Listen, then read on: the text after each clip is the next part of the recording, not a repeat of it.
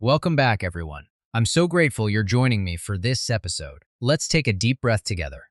Have you ever stopped to think about the shoes on your feet? Not just as something you wear, but as something with a history, a journey, a story that traveled thousands of years to reach you.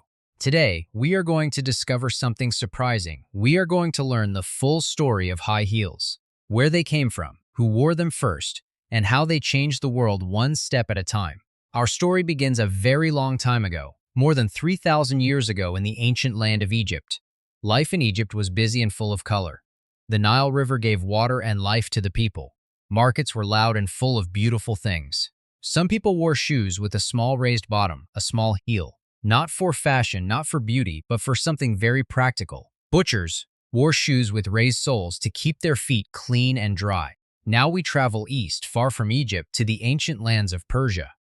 Around the year 1000 CE, something important was happening. Persian soldiers were some of the best horse riders in the world.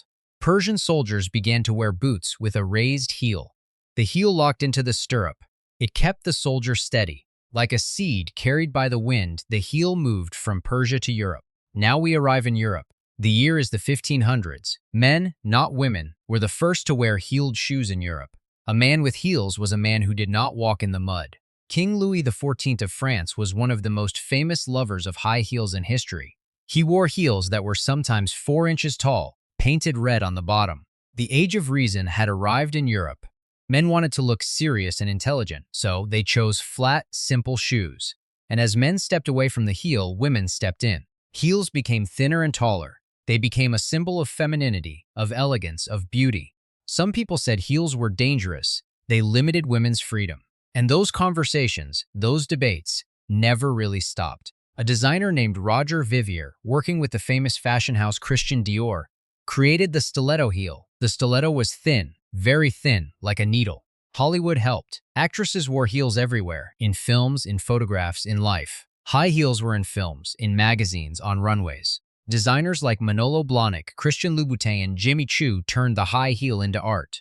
Louboutin brought back the red sole, a quiet echo of King Louis XIV's royal red heels. Today, in the 21st century, high heels are everywhere and also being questioned.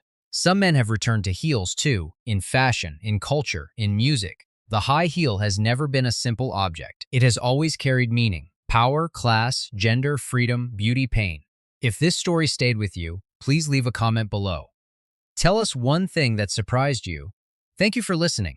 Thank you for learning.